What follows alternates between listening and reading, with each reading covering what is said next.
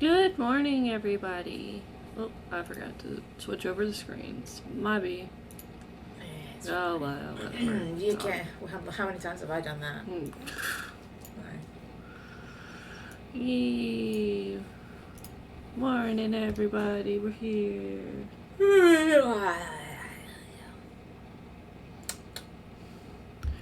So, are you excited for today's topic? Are you still hungover? I'm a little hungover, not gonna lie. I had a fantastic Halloween party yesterday, and a little too much, and my old body can't take it anymore. Your old lady body? My old lady body. Oh, dang it. Doesn't that suck when you want to have fun? Your brain is all young and vibrant, and your body's like, yeah, fuck that. Your arms are sore. Your legs are sore. Fuck you. Damn it. Being old sucks. I mean, that's what you get when you skip out on a workout. Nah, man. I thought I was like, one day we'll be fine.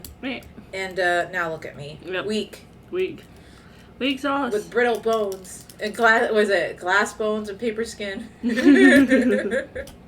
Anywho. I mean, with how often you bump into shit. I know. It's terrible. That's terrible, man. But I did have fun. I was Moana. I dressed up. I can't say cosplayed. Can you say cosplay during a Halloween party? Is it considered cosplay, or is it considered just dressing up? How accurate was your dressing up? I didn't have the heart of Tafiti. I couldn't find my heart of Tafiti. Just dress up. Yeah. I was like, yeah, let's just go. But did you bust out your lace front wig or something? No, I didn't. It was so I was like, I ain't gonna bring my lace front wig. My hair is long enough again. Yeah. So I was just like, you got something in your hair. I have something in my hair. I don't know what it is. Probably hangover. Hangover fuzz, who knows. I did take a shower though, so I was like, I smelled so bad. It was rough. I had a great time though. Great ass time. So much fun. And we actually started talking horror movies, which reminded me of the thing we have to do today. We don't have to do it, but we are. No, we are. Yeah, I was excited to do it. Yeah. We've been waiting because last week it was so fun describing horror video games. Yeah. Especially to you who you haven't played a lot of horror video games. Mm-mm. I've seen some. Right, of course. That's great. But being able to describe a lot of them to you is amazing. You know what we didn't talk about? We should have talked about was like the 8-bit or RPG horror games. Like Ib and Father. The Father and Mad Father, The Witch's House. Those things? Misao, yeah. Oh, Misao, yeah. Yeah. We should have talked about those. Those were such classics. That was, when RPG Maker was a big thing in 2010, I think? 2010. Yeah. It was 2010. When RPG Maker was huge. We had so many of those good games. And their stories were unique. Very unique. Ib is my favorite. Like, Mad Father was very good. Witch's House was very good. Misao was probably the weakest in my opinion. I agree.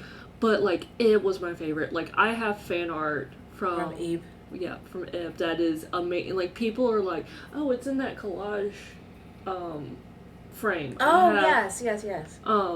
That, it's like, I love that artist. She's a regular at Comic-Con, so, like, I had to get it. It's because who else? Good... Like, you don't see fan art of Ib. Okay, so at the time, I actually went, alright, it was the Let's Players, alright? There were Let's Players, everyone was playing it on YouTube. And that's how I found out about Ib. What is it? PewDiePie? PewDiePie was the first one I saw, too. Yeah. So it blew up. And I remember at the time, there was a lot of fan art of Ib.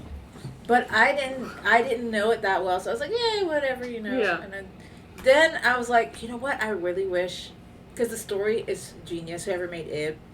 It's simple, a haunted, art museum, which is really cool.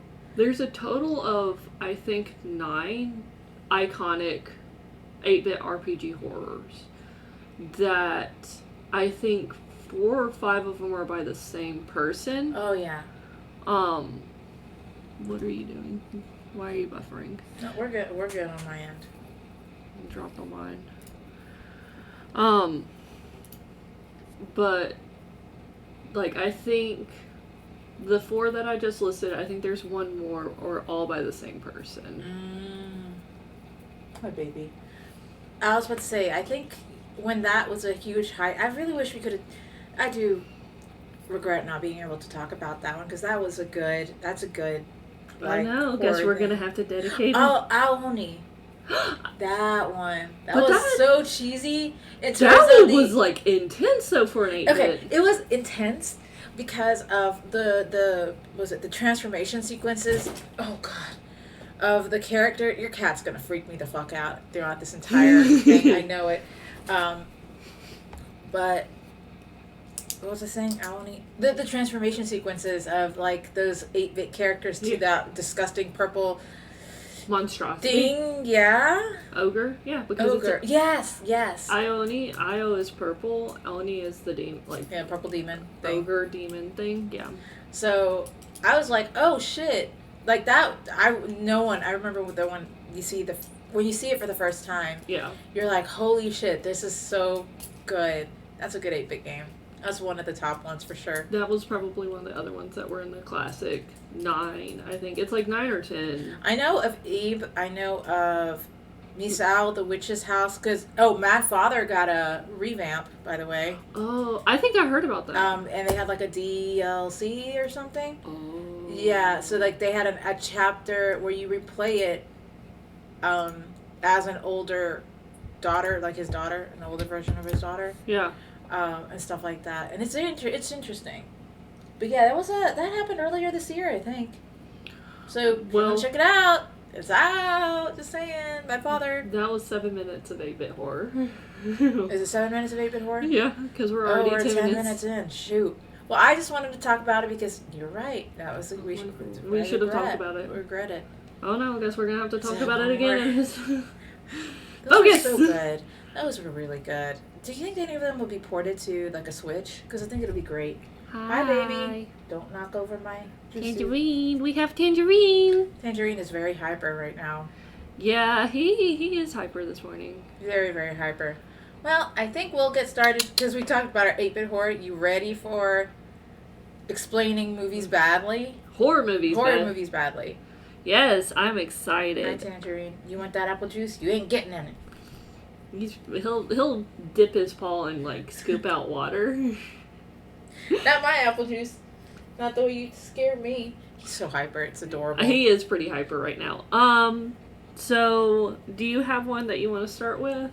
Yes. So we already oh God, hold up. We already wrote down. I'm not drunk. I swear. We already wrote down several films I think that we should all talk about, describing it badly or explaining it badly. But anyone who's watching and who wants to join us in the chat, feel free to guess because we already know. Yeah, we'll know. Both of us here already know. I'll mark it out. Okay. I'll kind of like avoid it so we can play along. There was one good one I had. Was it? Oh, that's right. That was the very last. Yeah, that was the one. Was it that one? Hold on. You know, we were sitting here talking about them, and now I can't think of it. Oh, you know what? I'll do this one first. Yeah. I'll do that one first. Okay. Go ahead and mark that one. I'm marking that one out. And we're just as a preface, we're gonna stick with like the original movies. Yes, we are just gonna do originals. We will ask about sequels if you guys want to talk about it too, but technically we're just gonna stick to the originals. So the first film, which I thought was great, is this entire film is. I'm gonna remember this is horror or scary movies. Yeah. Right? Mm-hmm. This entire film is about a misunderstood teenager with an overbearing mom and is bullied by her classmates, right? Mm-hmm. And then it turns out she has superpowers. Go you! It's a telekinetic teenager! I was about to say, when you really think about it, that's really iconic for that creator. Yes. It's extremely iconic, like... I can name off, like, one hand. You know, I'm not going to mention the film. But did you know that when I first heard of the film, Mm-hmm. right? Yeah. I was very, like I said, I was a wimp in high school. Mm-hmm. And one of my best friends who recently got married, she was the one who loved horror films, like classic horror films. And she was like, you should watch this film. It's not that scary. That's not that scary. And it really wasn't. But, like, it really wasn't scary. It was very much a teen drama. Valid. It's a teen drama. It is. And the very first, like, it's just misunderstood teenager with a very overbearing mom who was more terrifying than any of the bullies, mind you. She was... But then again, that's another trope for that creator. That's true. And when I watched it, it was the final minute, I think the final hour maybe, or 45 minutes, that it really took off. Which again is very iconic for that creator. It's like, he does climax, like, pacing for climaxes very well. That's true. So it's like, I can't always say, like, the climax itself. I have one I have to write down. I already wrote one down. Which one was it? That very last one. Yes, hold on. We were talking about this last week, too.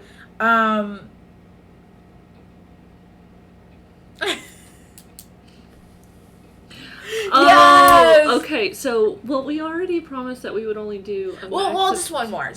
Okay. These are all classics, and I remember we talked about it last week. So if anyone can guess the first one, the first film is Carrie. Yes.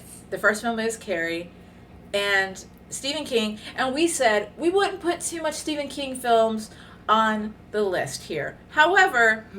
We're going to have to get rid of one of them. No, they're both. That's fine. Carrie's fine. Carrie's easy. And we can talk about, too, if we have enough time, I'll put the newly written one down. I'll scratch it off. Yeah. Even though there's a good way to explain that very badly. But I'll scratch it off. That's fine. Yeah. Yeah. Also, Carrie isn't scary because at the end, and I know it's strange when you root for the horror villain or whatever.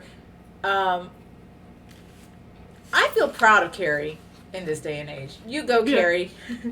You tell them what's what. Don't let them laugh at you. Like, dude, when you see that she snapped. Yeah.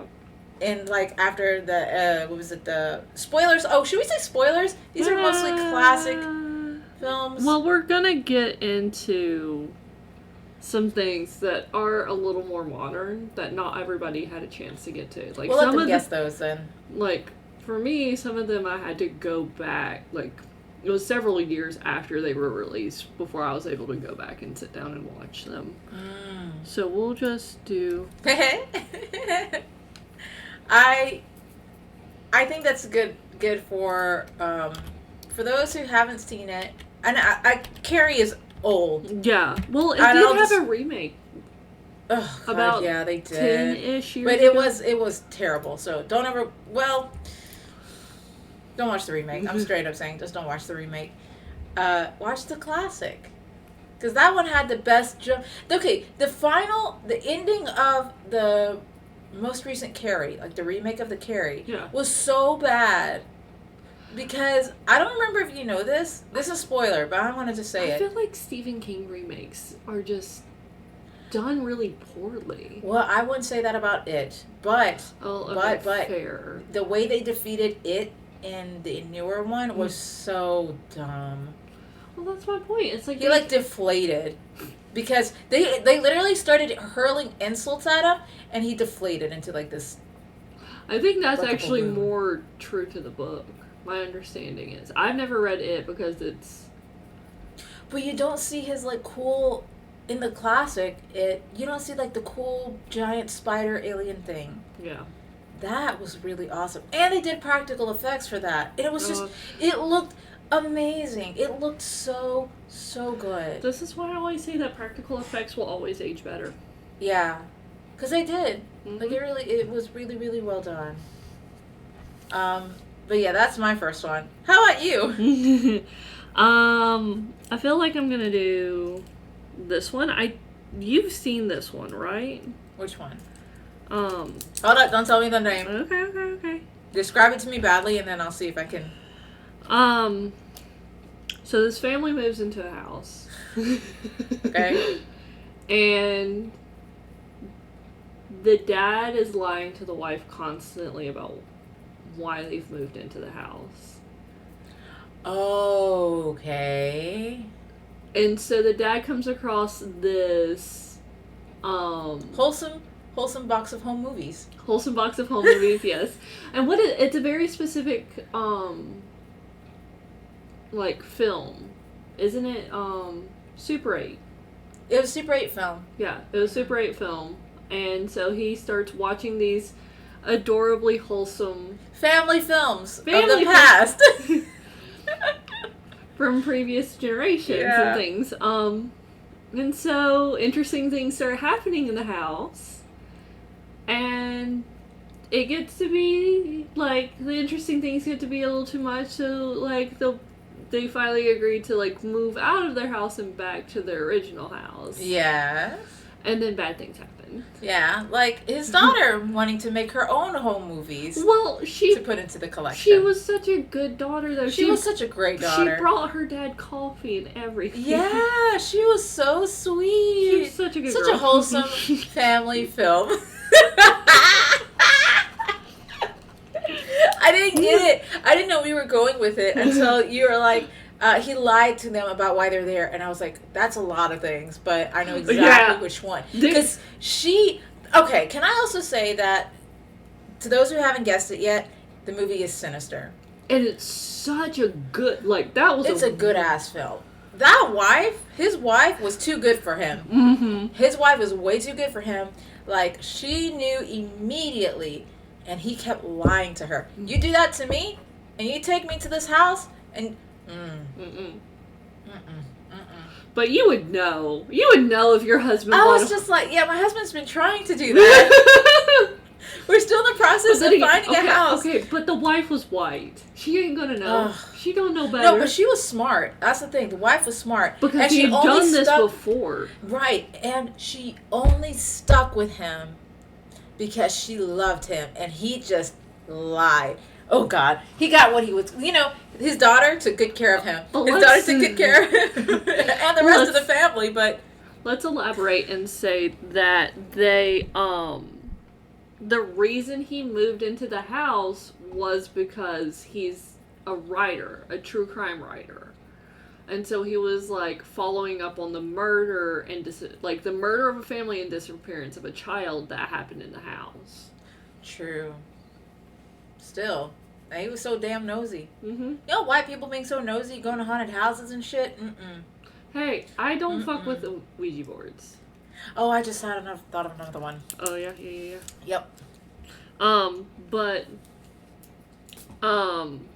fortunate enough, everyone was smart enough not to fuck around with Ouija boards. Mm-hmm. Not a single Ouija board. Oh, that's true. That's true. Okay. Fair. Fair. That film I have not seen, but I know of, and so that's why everybody knows of. I can't watch that shit. I know you can't watch that shit. I can't. I refuse. But we'll get to that later. I think you've talked about that one in last year for Halloween. Yeah, that's the one film I will not watch. Oh, I just thought of another one. You know, it's interesting. Now that I'm sitting here, I can think of several movies. And I know we won't be able to go through them because it's already 11:22. But, right. I'm just gonna say it. Insidious would have been a good one to put on the list. Well, it was one of the things. It was either Insidious or The Conjuring. That's right. But we had chose. Well, we can talk about it since we don't really actually have time to go. We have 30-ish movies. On this. You know, it's funny because every single time I'm like, they're gonna run out of ideas for horror movies. They don't. We have so many. Well, that's because they sometimes, rehash the same story, and it does get a little, tiresome, but it's still, it's still movies being put out.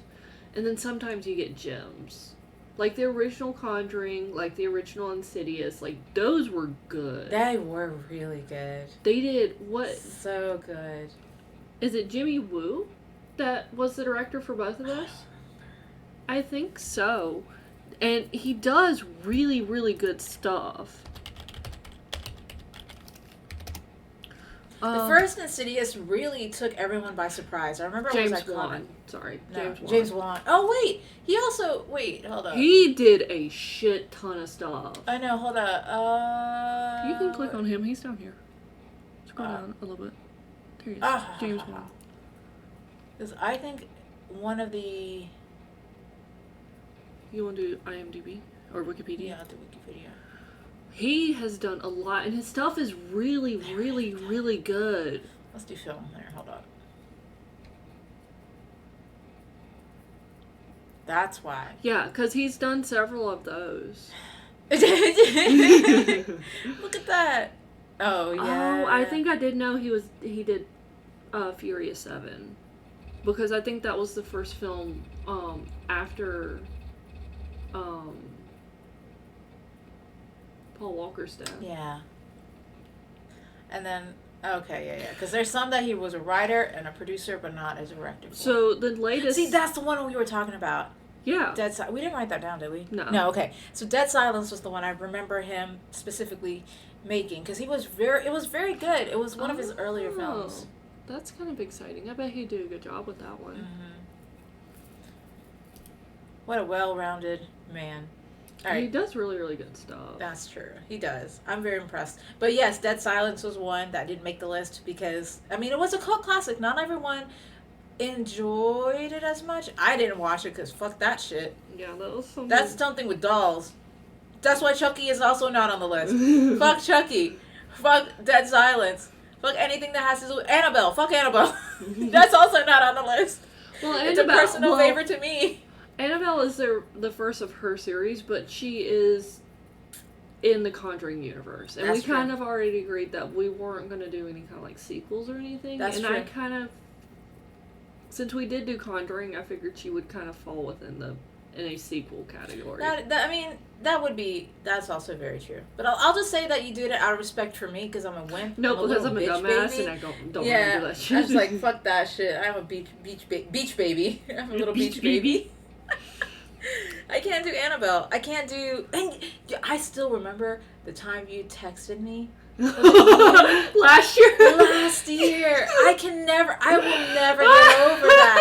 And then, because this bitch, I'm going to remind you. My sister sent me that. And I'm like, well, fuck. I got to send this to Ricey. I was having a great time. I remember we spoke about this last year on the podcast as well, you know? Yeah. I was having a great time, living my life, you know, just enjoying being me. Mm-hmm. And you sent me a text saying, Annabelle escaped. Yeah. And I'm like, Annabelle? The Annabelle? And you were like, yes, the Annabelle. And I was like, oh, hell no. What do you mean she escaped or it escaped? What do you mean? And they're like, oh, yeah, the doll. They can't find the fucking doll. I was like, hell no. I prayed. I was like, God bless me. Do not let this thing hunt me down or anybody down. I hope no one gets killed by this. And they found her just on the street. Like she was walking somewhere. So, like, Annabelle ain't got nowhere to go. I watch a lot of shit like the BuzzFeed Unsolved, like Paranormal Unsolved shit and stuff. And, like, I'll watch, like, all that different stuff. And I came across something probably about 3-4 months ago where...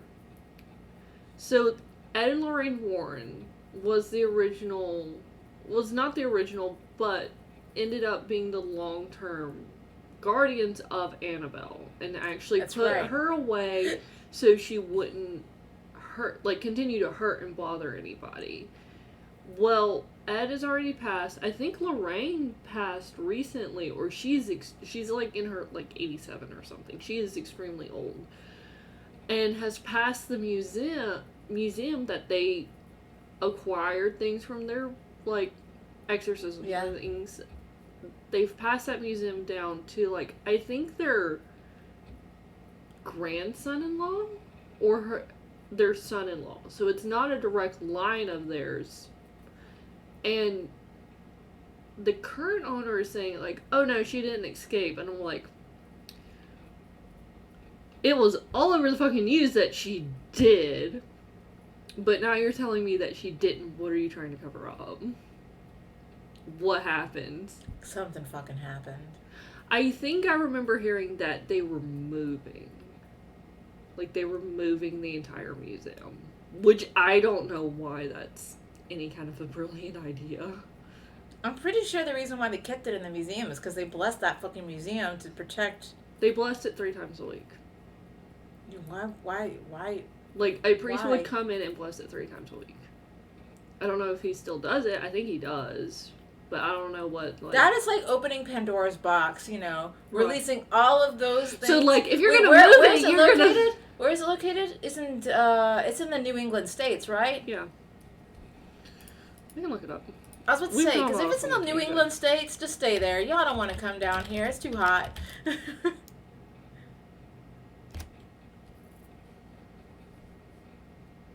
Annabelle comes home my ass. It's an interesting,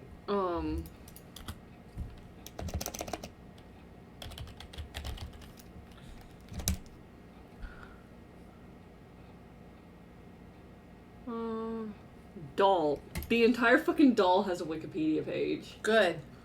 It's fucking. Does it mention anything about it escaping? I know this is supposed to be like film stuff, but I'm interested because, damn, I don't fuck with that shit. I just don't. Monroe, Connecticut. Yeah. Stay up there, Monroe, Connecticut. Y'all don't want to come down here to Alabama. Yeah, no. Or Georgia, or Mississippi, or any of the fucking southeastern states, mind you, because we're too hot. But we've been on a tangent for like. That's 10 true. minutes. I mean, it's fucking Annabelle. I can't. So that's why they're not on the list. Fuck those, and Chucky, and Dead Silence. Fuck that. I ain't about that life. All right. So the next film I want to talk about. Oh, I have a good one. Did you hear about the film with what is it? A haunted VHS tape? Something exciting happens to you after 7 days. Yep. And they'll call and they'll remind you straight up. Yeah, you got me called and reminded Yeah, constantly. constantly. So, that's really nice that they would do that to me. I picked up this videotape and no one ever uses VHS anymore, so it was a rare find. I know. Rare find. And the images it looked like an indie film, one of those black and white indie films. The ones that it's like, if you don't understand, you'll never understand me. Yeah, kind of, those kind of things, those like art films, indie art films. Yeah. That's what it was. I found an indie art film on a videotape, and then I got a call that something exciting is going to happen to me in 7 days. A good time? You got A drunk. great time. I got drunk.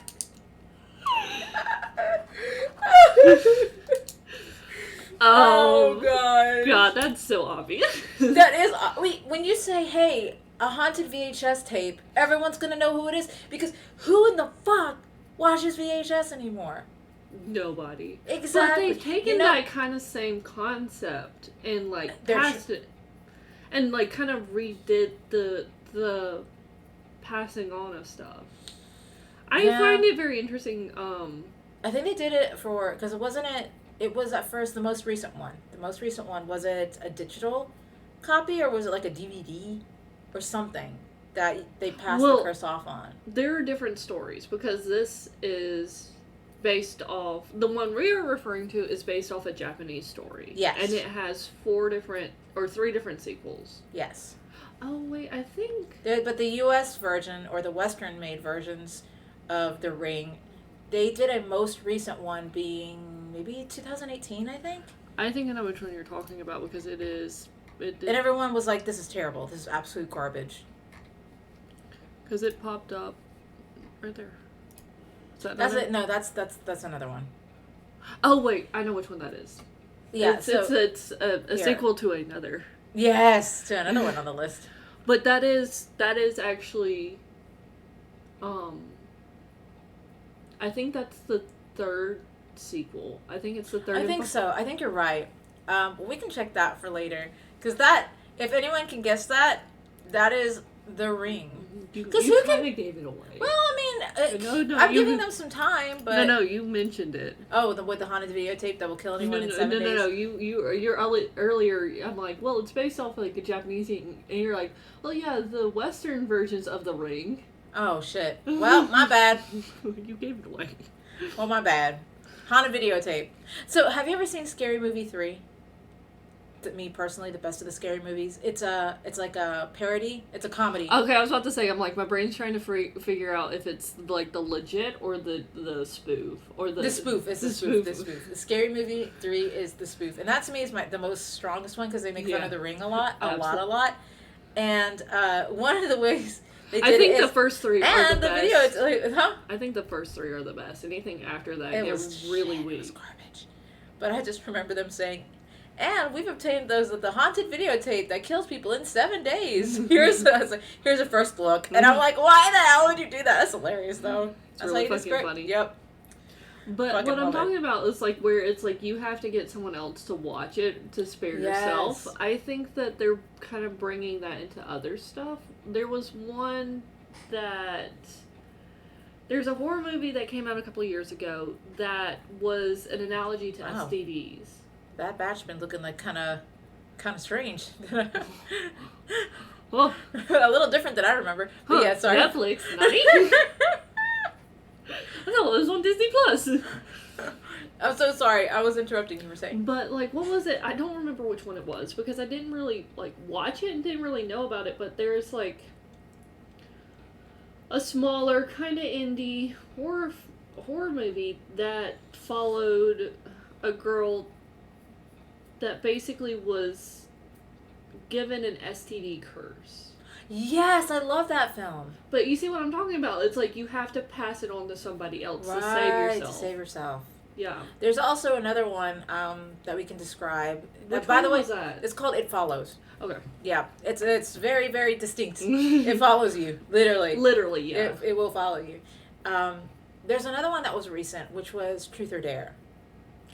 Yes. It was terrible. It involved some girl from some show, Pretty Little Liars. That's what it was. Yeah.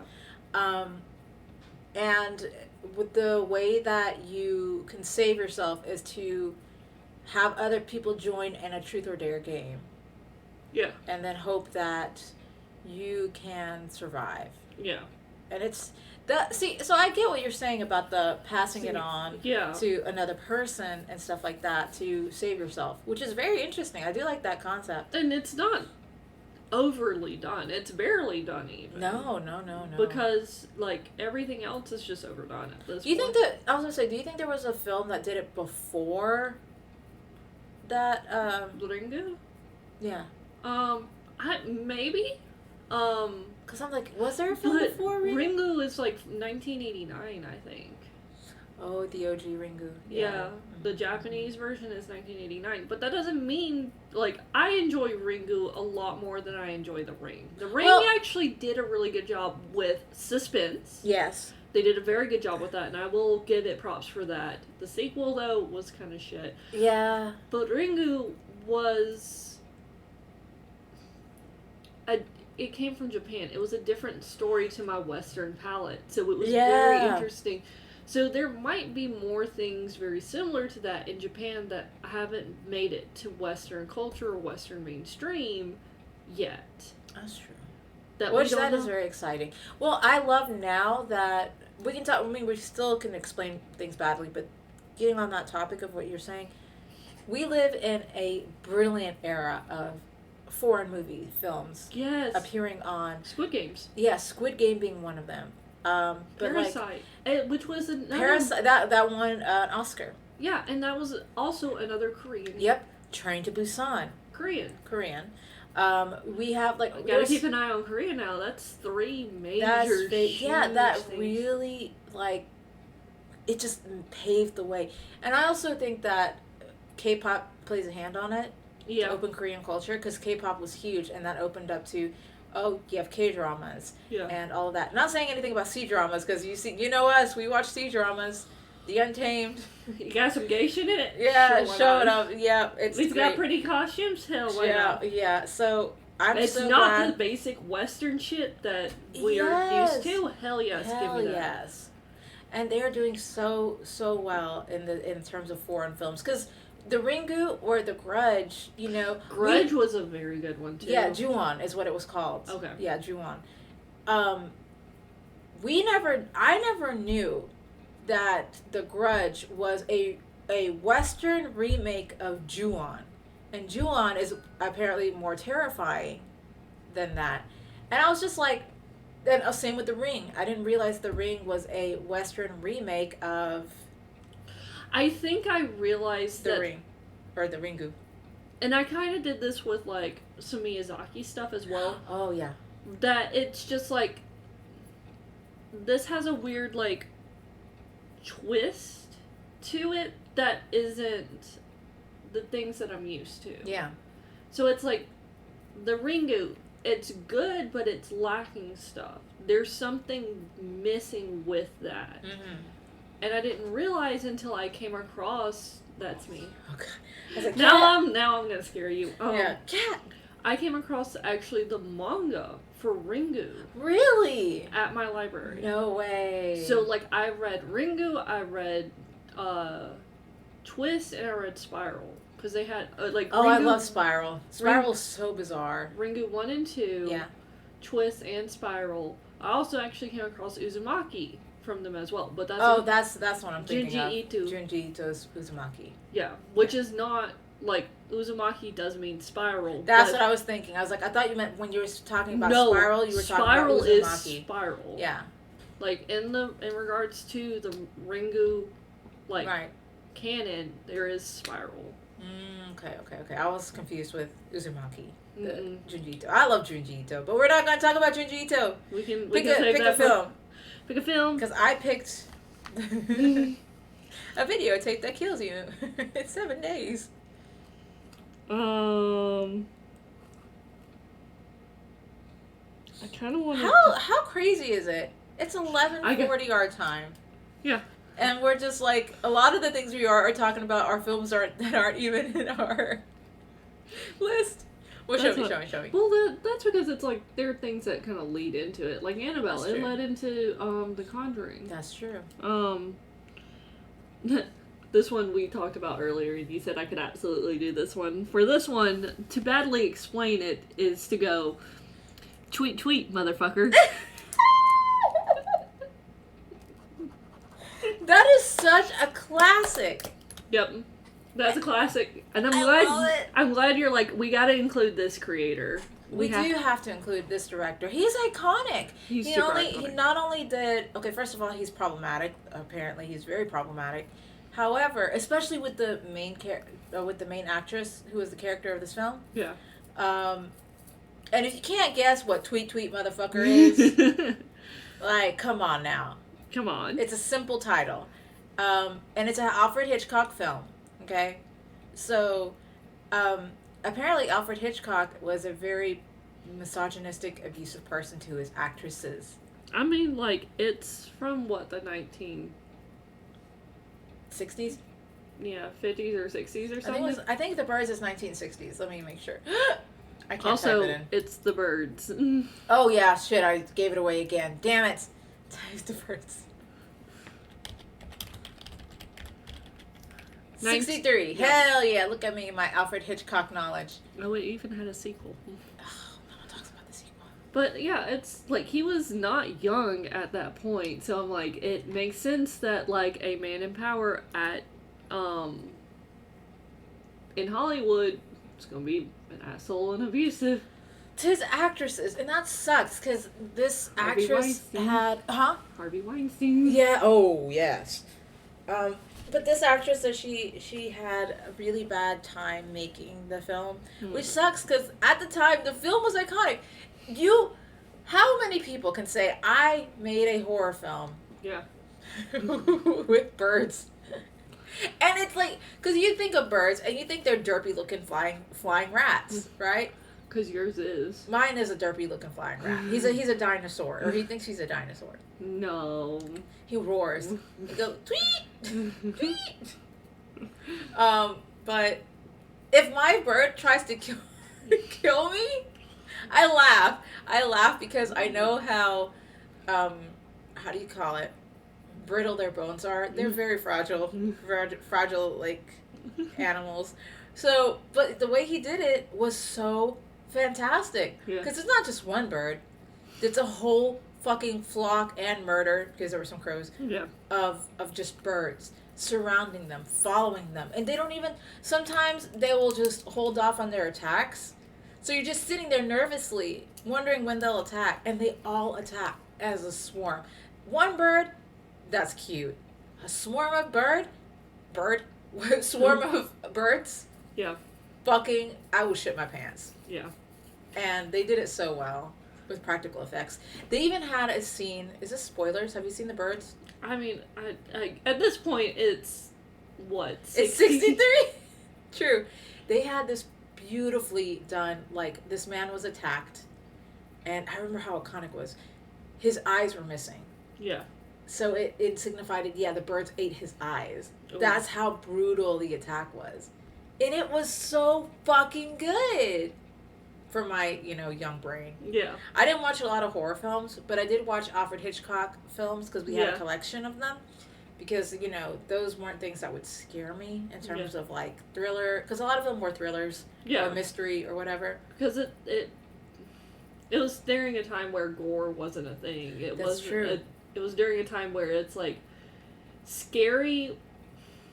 There's enough of a, like, it had aged enough that what would be scary for, like, horrifying for that time is actually kind of comical for us. Yes. I kind of mentioned this to you for The 13th Warrior. The 13th Warrior is technically an R-rated movie, but because it was done in, like, 89 or something. In the 80s, early 80s, Yeah, it's not early 80s. Let's see. The 13th Warrior? With Antonio Banderas, yes. I do not believe it is, I think I'm confusing it with something else. I think you are too. I think it's like 89 or 90. But it... When was the 13th Warrior made? 99! Yeah. Damn, that's early 2000s! So I, like, going in and watching it, I'm like, this isn't scary. There's a little bit of blood. There's not really any body horror. Mm-hmm. It's like you are implied that you were cut. But it's, if you did it by today's standard, it would be a PG-13. It would definitely be a PG-13. So crazy. Because I would think that it wouldn't be rated R considering... Hold up. Okay, we dropped a few frames. I wouldn't think it would be considered a rated R... Because in the 1990s, we knew what rated R was. That would be... Because I think Scream was PG-13. PG-13. 1984, you see? Let's see here. Patrick Swayze! But, like... Oh, if any of you guys want some trivia... The very first PG-13 movie to be made was Red Dawn in 1984 with Patrick Swayze. Just so you know. It's like, if you look at the progression of stuff, it's like PG-13, you weren't really given the ability, like, now you are given one F-bomb. You are given one fuck for the entire movie. Oh. For the entire movie. Yeah. And that was kind of a recent development. That's so crazy. Because let's see here, the Fast and the Furious. Yeah, go always back to the Fast and Furious. Such a horror film. 9? Yeah, 9 is coming out. Is this the one in space? I don't think so. Damn it, they're like, I want to go to space. So Fast and Furious was 2001. Mm-hmm. And it was... Let's see here. Rating, yeah. Oh, there it is. I don't... Not like that. PG-13. It's a PG-13. But you can go back and watch the Fast and Furious. Because I did this with Chelsea, we watched the first 4 movies all in one basic sitting. Mm-hmm. You can watch Paul Walker's character, Brian, at one point, like, do a little car stunt, things like that, and he kind of fucks up. He doesn't catch a dom, or he, like, kind of blows out a tire or spins out or something, and he, like, freaks out and slams the car wheel. Oh, yeah. He slams the car wheel, and you can see his mouth say fuck, but you can actually hear the dub over of shit. So I think he's told me that before. Because it's a PG-13 movie, but when you go and watch Fast and Furious, which is the fourth movie, an almost identical scene happens. He slams the car wheel and goes, fuck. And it's not dubbed over. Yeah. He actually gets to say fuck in the movie. That's so crazy. I don't think fuck would be such a bad word after using it so much as I do. I know, right? It's like, Same. it's a very me. But I guess I curse like a sailor, so. Not as bad as me. Oh, yeah, that's true. Alright, so you have one, I will have one. I have one saved for myself, by the way, so I'm not forgetting. Well, then tell me. Okay, Yeah. Okay. That's the one that I'm saving for myself. So why don't we, because we only have about 45-ish minutes? Yeah. Which one do you want to do? Okay, let's see. We got plenty. Pick a card, any card. I know, it's so crazy. Alright, let me think about this. I'm trying to think about it in my brain. I should have wrote it down. I know I wrote a few down, but I did not have my... You did do tablet. that one. Either of those two would probably be good. Mm-hmm. You know what? I'll do this one here. Okay. Actually, I'll do this one. Like I said, either of those two would be good for you. Yes. Okay, how would I say... A black man visits his girlfriend's family for the first time. I mean, you kind of gave It could be a no. Because do you know how many times they've done this, like that trope in comedy films? There's a film called Guess Who's Coming to Dinner. You know what? It's a horror version of Guess Who's Coming to Dinner? The classic film Guess Who's Coming to Dinner. That's what it is. It's literally a horror version of Guess Who's Coming to Dinner. Have you ever heard of that film? I think I have, but I don't think I've, like... Type it in. Okay, type in Guess Who's Coming to Dinner. Right there. It's a 1967 film, which was iconic for the time. Oh. Damn! Yeah, I told you. It was especially for 1967. Mm-hmm. It's like, that... Yep. Racism was still rampant. Yeah, that's why. So that's the thing. It was considered a comedy, comedy drama film, and the thing that made it so popular was that it dealt with stuff like racism and stuff. But the horror version of that, it still dealt with racism. However, in a very different light. Yeah. Of today's time. With a very really kind of paranormal twist to it. And then also they actually had this film. This one, which is the opposite of a white man going to visit his black girlfriend's family. That does not look like Ashton Kutcher. I don't think that is. But it's Ashton Kutcher, but it's not that's not his photo. That's not Ashton Kutcher. That's not Ashton Kutcher. That's not his photo. Someone literally put in a different photo. See? I mean, it kind of does look like him. Oh, but it's not him. I think someone fucked up. Google! You fucked up. You done fucked. You done goofed. But yeah, so Guess Who was the 2000s version of Guess Who's Coming to Dinner. Yeah. But they did it in reverse, which I thought was, if you've ever seen it, Bernie Mac, he was, God bless him, God rest his soul, he did the father of it, and it was so fucking funny. So if you get a chance to see that, do that. But, going back. What's your movie? Or do you want to add more bad explanation of it? Okay, if anyone has seen Guess Who's Coming to Dinner, you would know exactly what I'm talking about, but we'll go into deeper. So, black man visits his white girlfriend's family for the first time, and gets a little more than he bargained for. He finds out his girlfriend's mother is very talented in terms of hypnotizing. And he finds out that her father is a surgeon. A very good surgeon a very good surgeon at that, right? And then he realizes that the only other people of color there, when were they considered people of color? Question mark. I mean, okay, so technically, yes. Yes. Because they are still technically in there. Mm-hmm. But they don't act like... How do I explain it? Yeah. They're not...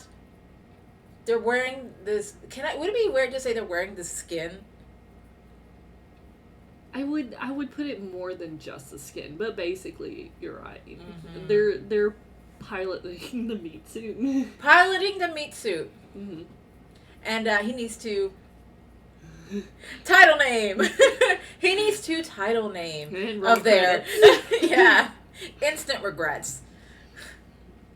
But yeah, because he was a very talented photographer. Very talented. And they see that, how talented he really is. Mm-hmm. Anyway. So, you want to go ahead and let them know what it is? Oh, yeah. Or you can just get out of my house. I was going to say, let's get out. Like, you have, guess who's coming to dinner? And then, get out. Get out. They pair very well together. Yeah. I just love it. But yes, Jordan Peele's one of his first... No, it is his first horror film. Get Out was his first horror film. Was Get Out first, or was it... Us was second. If you're thinking okay. Us was second. Okay. Get Out was first. And it blew people away. It was so good. I still haven't seen it, but I have seen Cinema Sins and Cinema Wins of it, and it's one of those things that's like, before they even like mention something, I'm like, holy shit, there's a lot of like representation of like color. Like, he wears a lot of blue, she wears blue with him, but underneath has red stuff. Yep. Mm-hmm. They ride in a red car, there's red in the house. It's like, it is phenomenal. He does really well with color, for sure. I like representation. I really should watch it, because that's kind of like the symbolism and shit that, I'm all over. It is so... Where can I watch it? Huh? Where can I watch it? I think you can watch it on Netflix.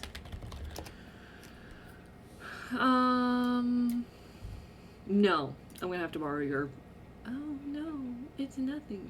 There is YouTube. Or Hulu. Hulu. Is the only... I mean, I have Hulu, but it's not my Hulu. Yeah, it's...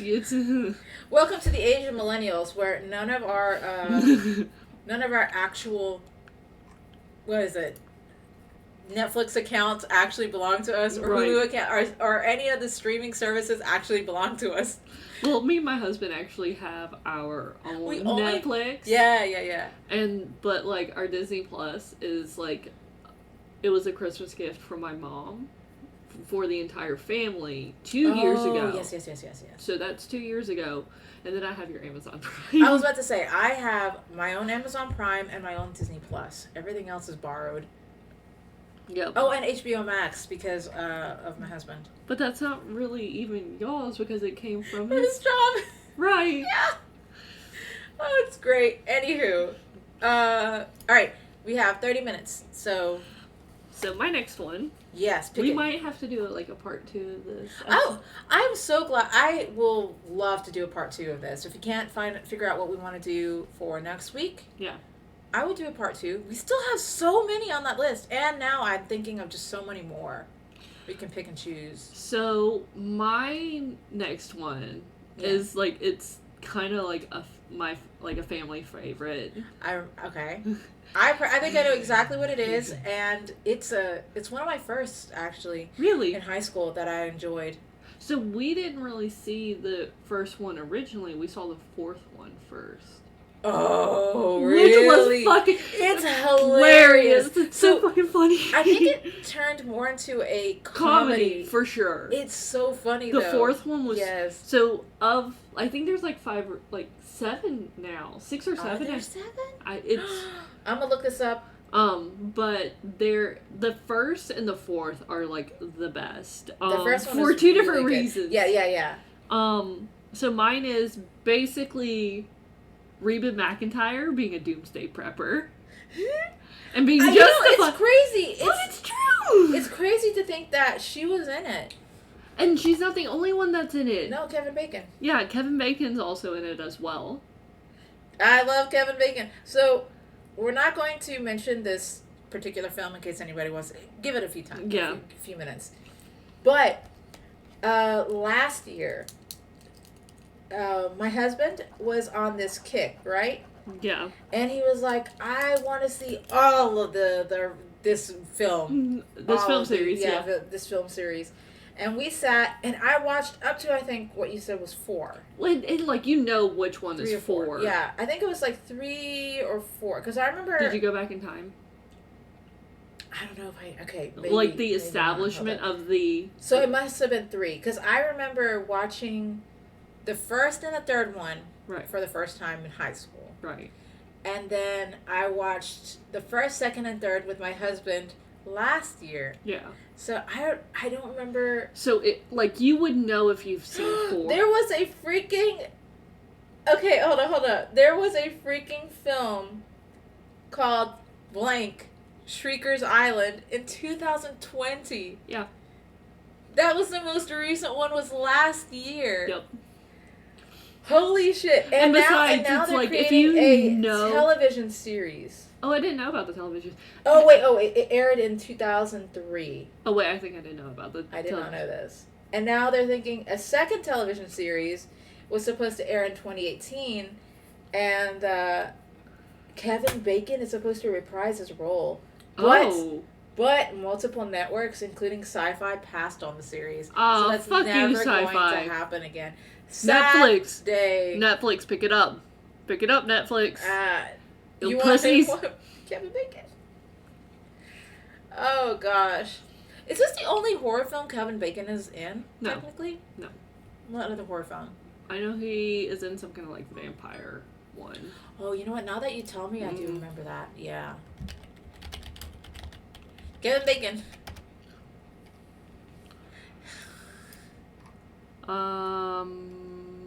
Oh, there's that one. Oh, yeah. You should have left. That was a one I've heard for sure. He was in several. Oh my god. Why did I think he wasn't? I forget that he was in that. Yeah. That one's supposed to be a horror. Apollo 13? Yeah, I think so. Mm-hmm. Yeah. So he was in several horror films. What was I thinking? You know who else is also... Okay, no. I'm thinking of the wrong person. So I think it's Jon Bon Jovi that's in a stupid vampire horror movie.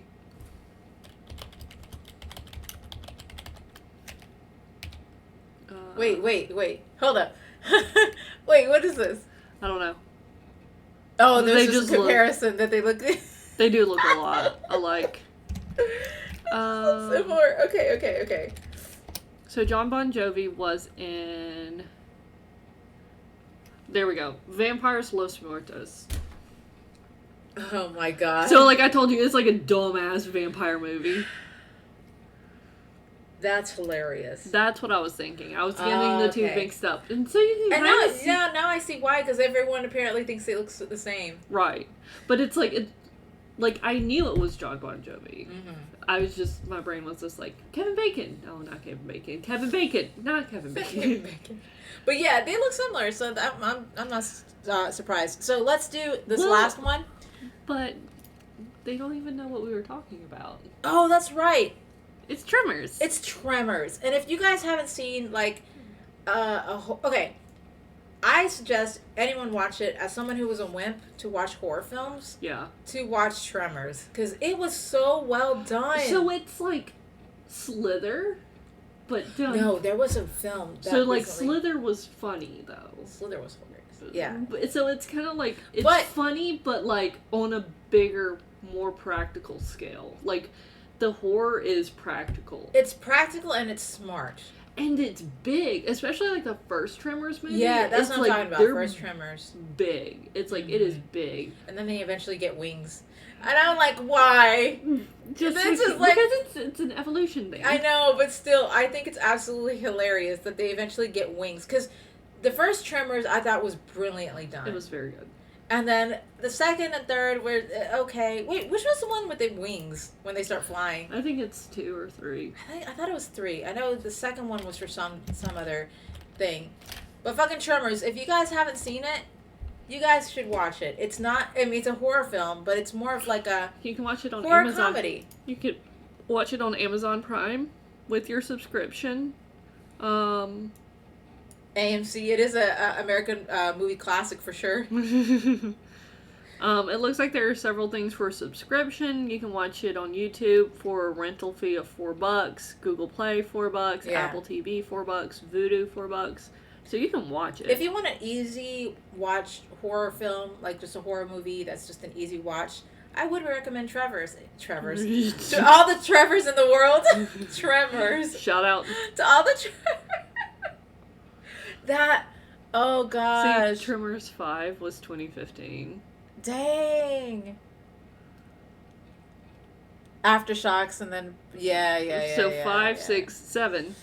Shrieker Island. That's so dumb. Like, here's the thing. It's like, you're like, it's blank Shrieker Island. I'm like, anybody who's seen Tremors know what's a Shrieker, because that's one of the creatures.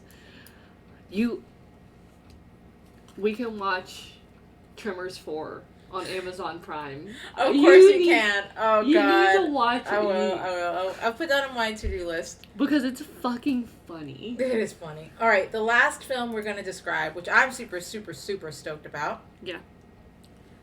Is every single horror film you can think of. Every single trope. Oh, yeah. Every single villain. Everything we've talked about. Not only in today's podcast, but in past podcasts talking about horror films, all condensed into this one film. One love letter. One love letter to the film genre. Yeah. Because, damn, I didn't see it when it first came out. I kind of, like, I didn't wait as long to watch this as I did Sinister. Because I was in my theater department in college when it came out, and all of my classmates, all of my friends, all of my department mates were raving about it and loved it so much, while everyone outside of the theater department was like, it's not that great.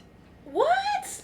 And when we do the big reveal, I will explain why. Let me explain it a little bit more. It is a film where you are taking behind the scenes of how horror movies are technically made. Right. Technically made. It's not even a horror film. It's just a horror scenario. Yeah. Is technically made. And they take you behind the scenes, a never before seen look of how a horror film is made. Right. And it's brilliant. It is so brilliant. It's very good. As a horror film. And I personally I wish they would have expanded upon the behind-the-scenes stuff a little more. I think they should have, but I get why they couldn't. And I'm not saying, like, in that same movie, like, I would have liked a sequel. I will also say that they had the main character from Alien, and Sigourney Weaver, and Thor, before he was Thor. No, he was Thor. Yeah, it was... No, so the thing of it is, they filmed that before he was Thor, but they released it after the first Thor movie was made. No. Yeah.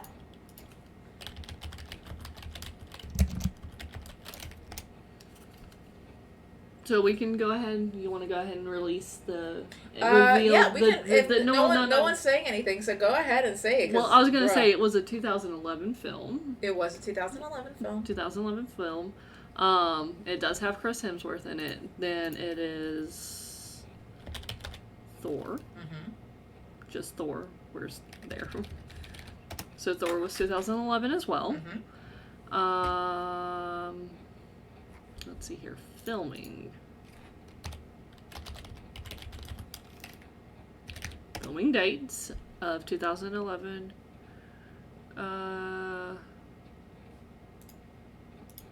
Let's see here. When did Thor start filming? Main characters were cast in 2009. Mm-hmm. And took place in California and New Mexico from 2010. Yeah. 2010. Does it really take that? Oh no, it was made in 2011. Right. It was it was released in 2011. I often forget how long it takes to make a film. Well, yeah, because that was just filming. That was January to May. That's 5 months. That's not that long to film. Everything comes in like post-production. Especially like since they had to CG that sentient being Oh, yes. filming. Dates.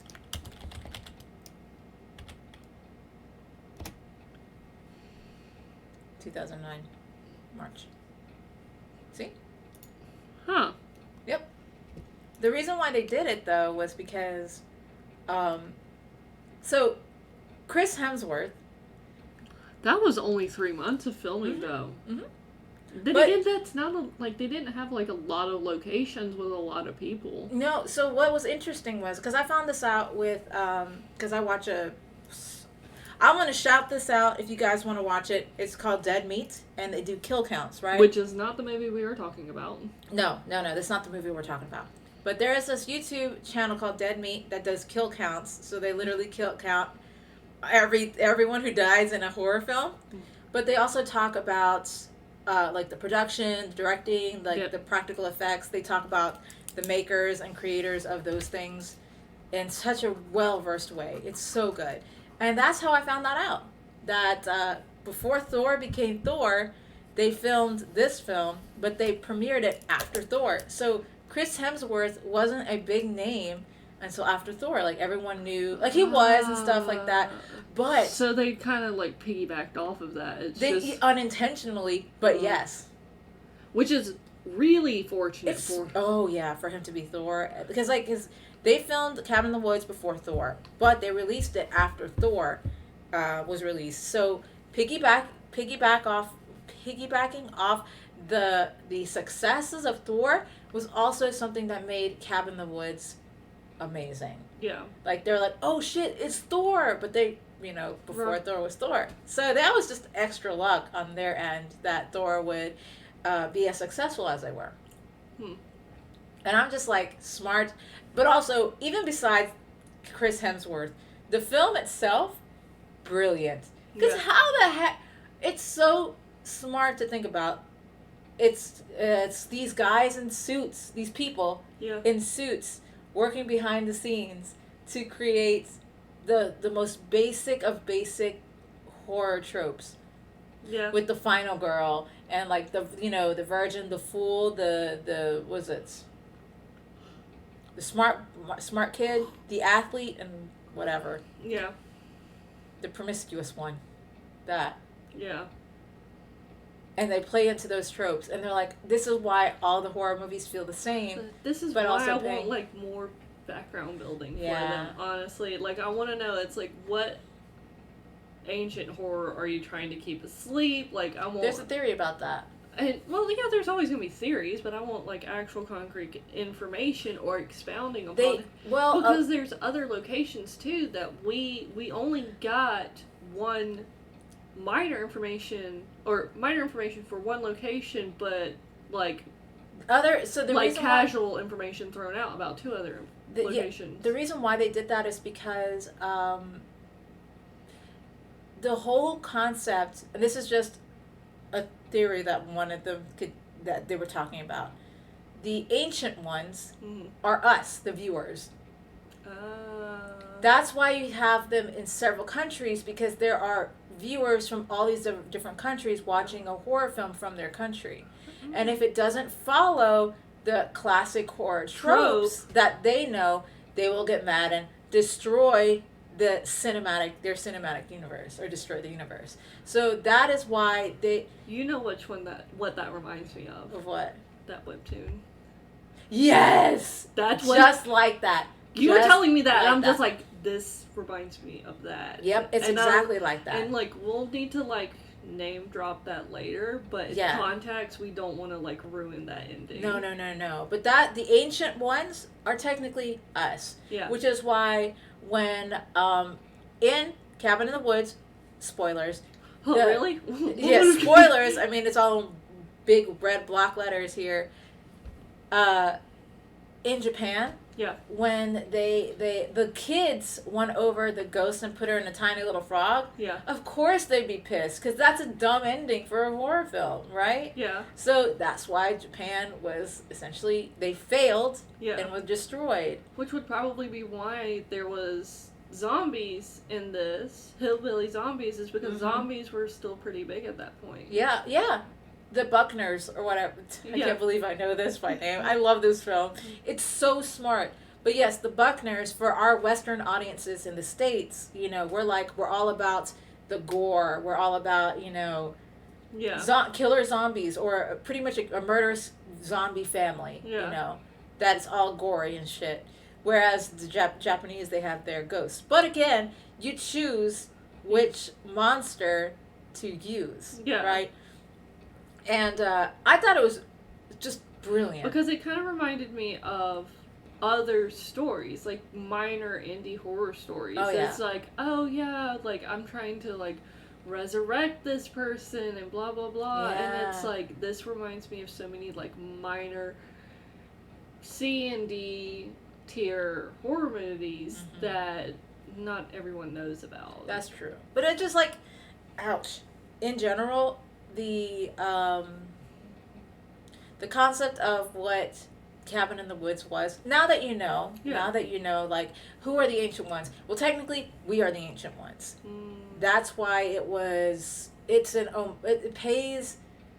So that's why it's a literal love letter to the horror film. Yep. Horror franchise. Yeah, for the horror franchise. Because we as the Western audience we love those tropes. We keep coming back to watch horror movies, even though, and I will say this other film, well, we can talk about it. Scream does the same thing. Yeah. It pays homage to the tropes that we love, but still has their own twist. They always spin to something new. Right. Because you never know who's behind the mask. Right.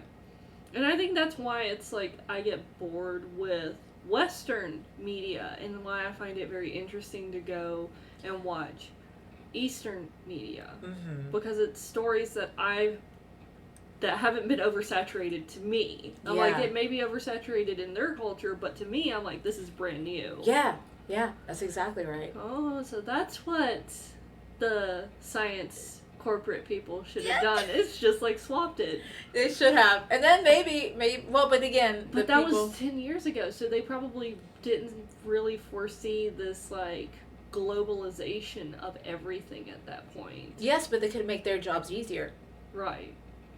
That's the thing. If now there was a globalization of consuming all these media, you know, there could be hit or misses. They could, you know, drive away from said tropes and still... this is talking as if it's an actual thing that could happen. But there is no Cabin in the Woods 2. Because I don't think there should be. Now that the whole world ended. Well, yeah, I get technically. That. But it's like, I do kind of want, I want more information. Like, I want to know what was happening in Japan. There was one in Russia, too, right? I want to know what was happening in Russia. Because they had said, like, oh, the Russian facility had already failed. Yeah, all the other facilities, I think they listed several countries that fell. I think there was, like, 5 to 6 in total, which included Japan and the U.S. And they had already said that... Japan had, like, 2 locations had fallen, 1 was already dormant, or something like that. Japan was already initiating theirs, while we were kind of like the final hope. Yeah, that's also the reason why no one heard about what was going on in the other countries. Yeah. Because, you know, they kept it secluded to just this, like in a film. Yeah.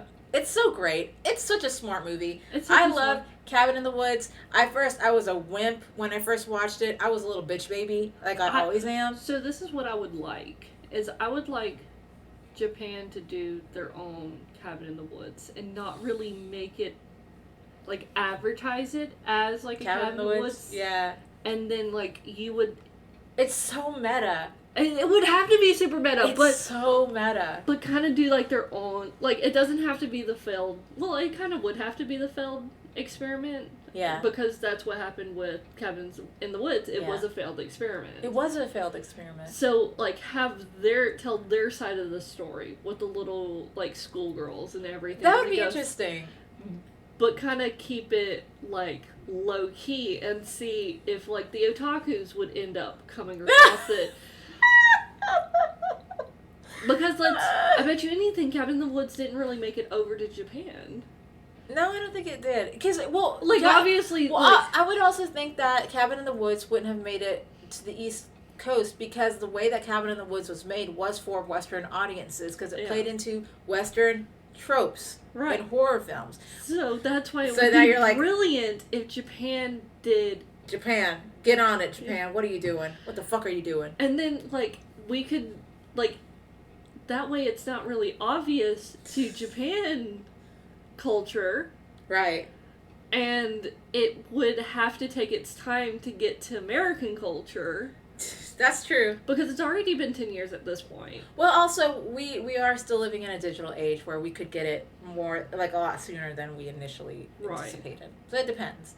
But yeah, I see what you're going with. Right. I'm smelling what you're stepping in right here. And it would be or it doesn't necessarily have to be Japan first, it could be Russia's. Oh, yeah. Because Russia's Just a second, or any country to be like a prequel to what's going on. and then just kind of like have its own enclosed style, Yeah. and the last thing that you would see, like post-credit or something, or like a little throwaway scene, it's just like, we have failed, it's now on to the rest of the The world. the So it'd be like a prequel to yeah. The Cabin in the Woods. That'd be fun. So for Japan, it would kind of have to be a side story, a side-along story, but with the others, it would kind of have to be a prequel because they all failed before ours even started. Mm-hmm. I think it'd be great to do. Cabin in the Woods, creators, get on this shit. Get on this shit. We want more. It was just so good. Because it would be very refreshing to have other tropes introduced to us.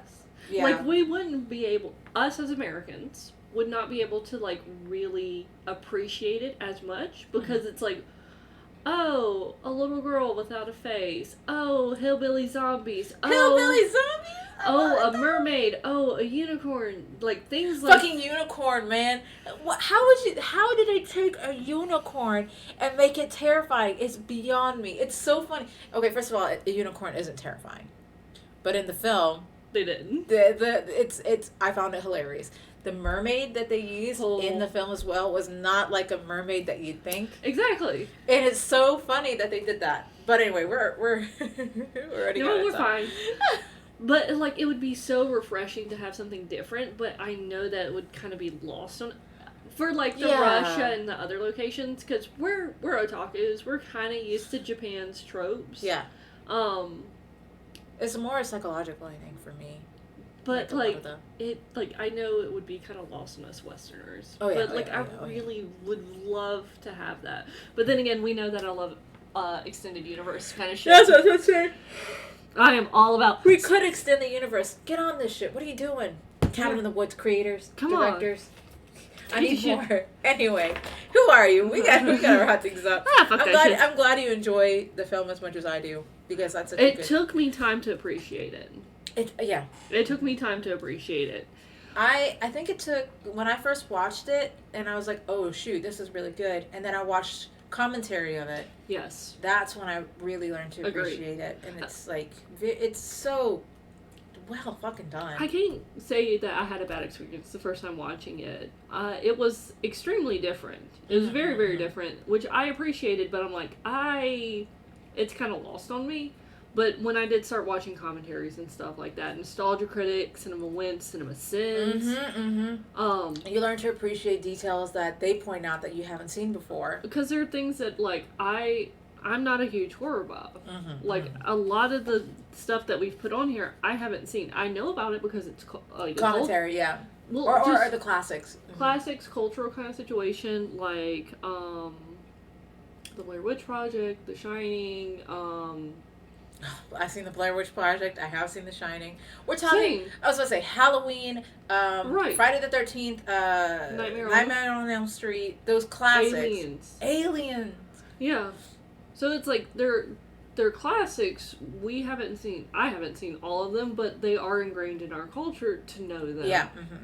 I mean, even if you haven't seen them, they're just so prominent that you know Sweeney Todd.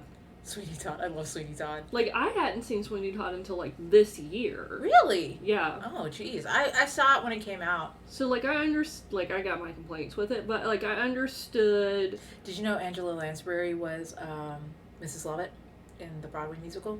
I did, because our boss has that poster up. Oh, that's right. He did. Yep. Yep. I saw... I think you can find it on YouTube. I'm sure you can. Where Angela Lansbury is in like a Broadway thing. She's amazing. God bless Angela Lansbury. She's so good. Oh, I'm sorry. But, like, I haven't seen all these, but it's like you still kind of know the tropes, but you can't appreciate that until someone who's passionate about it tells you why it's important. Yeah. Why it's important. Because there's, like, this bloodbath that kind of, in the Woods, is kind of like an homage to the bloodbath in The Shining. Yeah. Mm-hmm. And not only that, the actual cabin in the woods, the way that it was filmed was exactly the same way that Evil Dead filmed their cabin in the woods. That was an homage to Evil Dead. Actually, most of the things in the cabin was an homage to the Evil Dead because the Evil Dead was such a classic. Yeah. Same with a lot of the monsters that were in there. Like, they did a reference without a reference to Pinhead from Hellraiser. Mm-hmm. And the tree from the Evil Dead during that bloodbath that you were talking about. A lot of the monsters that they even did Daleks from the Doctor Who. Yeah.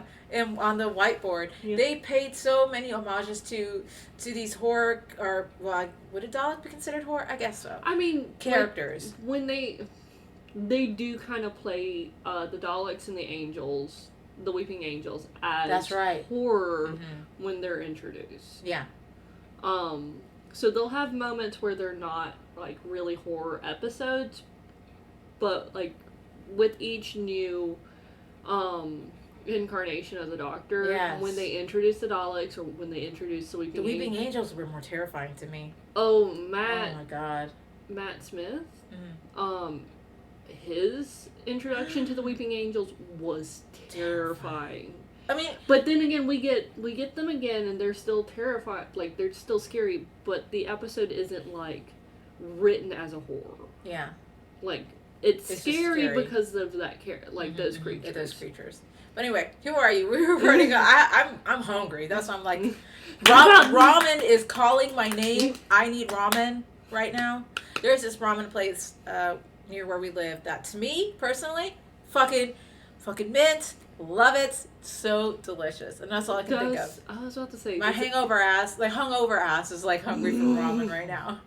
I'm like, I want Ichiban so bad. Stop. That sounds great too. I know. We're talking about Asian, Eastern media, and I'm like, ramen. Ichiban. But I'm not my white ass. God, that's the most weevish thing to say. Anyway. My white ass is like, teriyaki chicken. Yay! Teriyaki chicken. And they're like, ramen. Yay! Anywho. I'm at Mickey Ree. You can find me at here, and you can find me on Twitter under the same name. You can oftentimes find me playing with Chazloy the Destroyer? Chazloy the Destroyer, or you when you stream and not in the middle of moving. No, it's so hard. Moving is so hard, or finding a house in this economy, it's so hard. Well, especially at this point, since you're off season. Yes. You're so off season at this point. So you can find me under the same spelling for that on Twitter. You can find me kicking ass and taking names and Splatoon and Mario Kart. Kicking names and taking ass. All right, give me your ass. That's a reference. You know that. Where's your name? Let me kick it. Go kick. Kick your name. Taking ass. Who are you? I am a bowl of ricey. I literally typed it in there. I'm looking at it. I am a bowl of ricey. I was like, who am I? Be careful. The existential crisis. Yeah, I'm not rolling back. My existential crisis. Hello, cat. So, my name is a bowl of ricey. I normally do stream, but as we were joking before, I am between homes, so I haven't streamed in a while, and it's probably going to be another long while before I do. But when I do, it's going to be great. You can also find me on Twitter with that tagline, a bowl of ricey. You should probably do an 8-bit horror when you return. That would be nice. Actually, if I could get my laptop to work, which is... it's just not working. So remember, Cyber Monday's coming up. I know. I've literally saved so much right now just so I can be like, I kind of need a new laptop. You really need a new one. I'm glad, like, we all bullied you into finally considering getting a new one. I can't. It's, like, not dead yet. You know what I mean? Okay, but you If can't... there's no blue screen of death, I think it could... function on it. No, I can't. It's getting... That's... I can hardly even open my web pages now. Like, it's bad. I need to let it go. But I can't let it go. You want me to come shopping with you? No, I was like, if we're doing Cyber Monday, I'll be smart about it. But anyway, you can find me there and on Twitter, mostly now on Twitter. And yeah, that's everything. Well, don't you have like a cosplay thing? Not yet. I said I will not announce my cosplay Instagram. Well, I guess you can find it. It's Best Was Cosplay. But I don't have anything on there. I haven't had anything on there until we leave for AWA, Anime Week in Atlanta. So we have one more weekend of podcasts for this month before we inevitably go to Atlanta. Yeah. And never return. Never return. But yeah, we will be gone on Halloween, October 31st. We will be gone. So the next time y'all will see us will be October 24th. Because it's the 17th. So we have one more podcast, and then will see us in November 7th. Yeah, it's so exciting. Can't believe it's already almost the end of October. That's so bizarre. Anyway, I hope you guys have a safe week. We will see you guys again on next Sunday. But until then, stay safe and spook and spoop. Spoop and spook responsibly. Yeah. Aw, I love it. Yee. Okay. Bye, Bye everybody.